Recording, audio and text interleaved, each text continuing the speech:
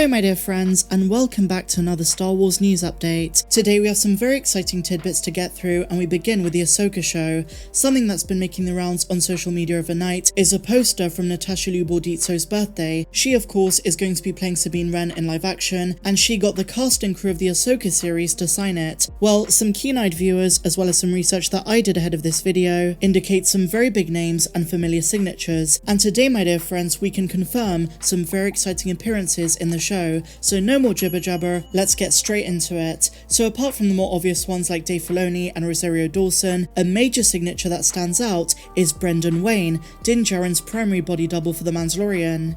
This seemingly confirms that we are getting Mando in the Ahsoka series. Now while you might say this is obvious and not the biggest revelation in the world, it doubles down on the notion of the importance of what we call the Mandoverse, the overlap with the Mandalorian and its spin-offs, the Book of Boba Fett, Ahsoka, Skeleton Crew, and originally there was also going to be Rangers. But it also solidifies that in 2023 we're essentially getting 2 installments of Mando-related shows. If Din appears in both, then it's 16 Mandoverse episodes between season 3 of The Mandalorian and the Ahsoka show. Other actor confirmations on this poster, which until now were just rumours, include Savannah Sakno, who we know is part of the main cast, but whose character is still unknown. And she wrote, "I'm so grateful to be on this journey with you, to be sharing this galaxy together. May the light within you always lead your path."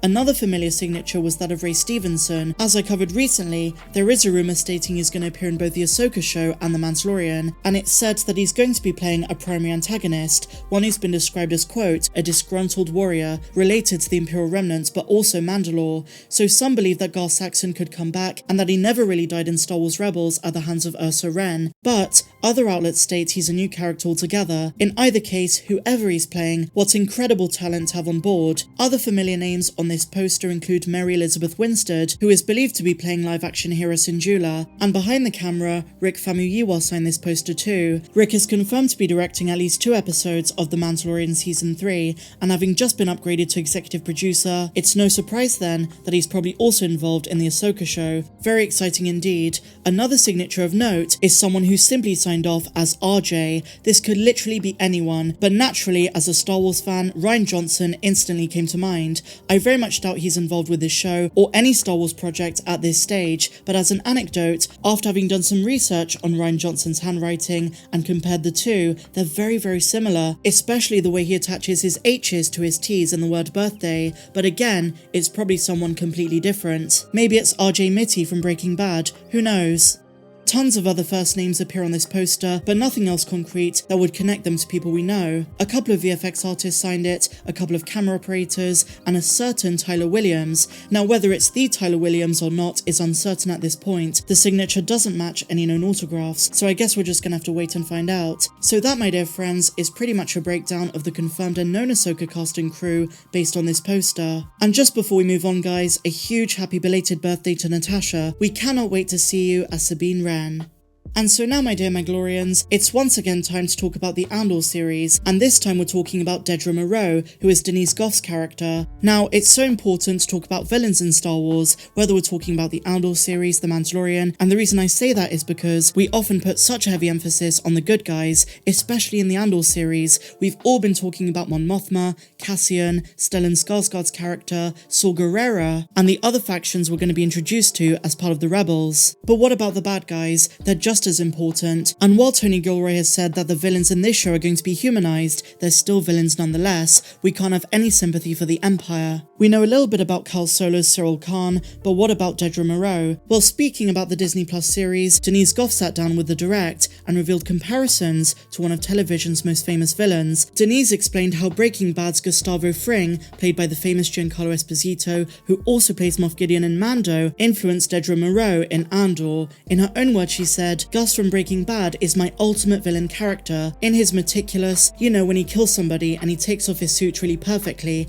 and he folds everything, then brutally murders someone and then comes back and showers. So yeah, him, Gustavo Fring from Breaking Bad. The Irish actress also noted that one of Jennifer Connelly's iconic characters contributed to the look and style of Meero. This is what she said: I did like the look and style of Jennifer Connelly's character in Snowpiercer. I didn't get far in it, but she has a sort of steely elegance to her that I sort of stole. Because that's what actors do, isn't it? We're all stealing from each other all the time, both in real life and in character life. So what does this all mean for the character and for the Andor series in general? Well, drawing upon Giancarlo Esposito in his famous role, one of the greatest villains ever, is definitely a good sign. He's not only iconic in Breaking Bad, but also as Moff Gideon in The Mandalorian, and also his role in The Boys. But the great thing about Gustavo is he always carried this kind of horrific presence to him. We know what he was capable of, but yet he was meticulous, and at times, disturbingly calm. I could definitely see that working in a heartless Imperial, an antagonist that's kind of an extension of Darth Vader in a way. Not just him, but the ideals of the Empire generally, doing what needs to be done, even if it means being devoid of humanity. And speaking of Giancarlo Esposito's Moff Gideon, something which I haven't seen anyone mention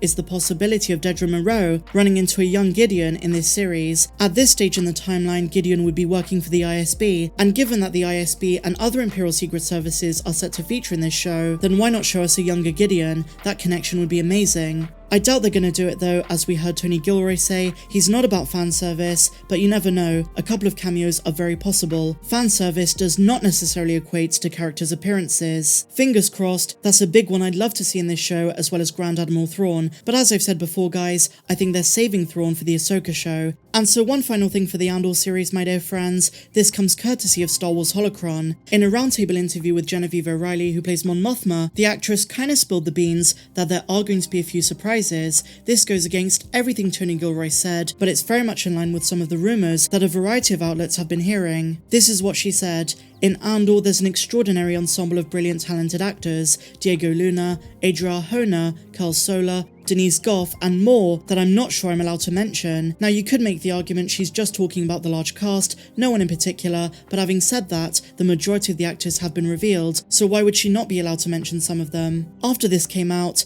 a lot of fans are keeping their fingers crossed for an appearance of Temuera Morrison. He was a name that came up in many of the rumours, along with Ian McDiarmid as Emperor Palpatine. Let's just wait and see. This show is about so much more than familiar characters. Don't go into the show expecting them. We're here for a good story, 12 episodes of season 1, 12 in season 2, that tells the story of Cassian Andor, others in the rebellion, and their struggles against the Empire. It's about the underdog, not the major players. But as a Star Wars fan, I can't help but want to see a couple of characters we know. I was so pleased to see Saw Gerrera back, but let's see if Genevieve is talking about someone even bigger. Let's keep our hope and expectations reasonable though. Andor drops in just under a month. So let me know your thoughts in the comments down below guys of the Ahsoka news, the cast and crew confirmed on the poster. Let me know your thoughts on the Andor series, Giancarlo's influence, and everything we spoke about. If you enjoyed this one guys, please be sure to give me a big fat thumbs up, subscribe to the channel if you're new, and I'll see you in the next one. May the Force be with you always. I'm Star Wars Meg. Have a good one.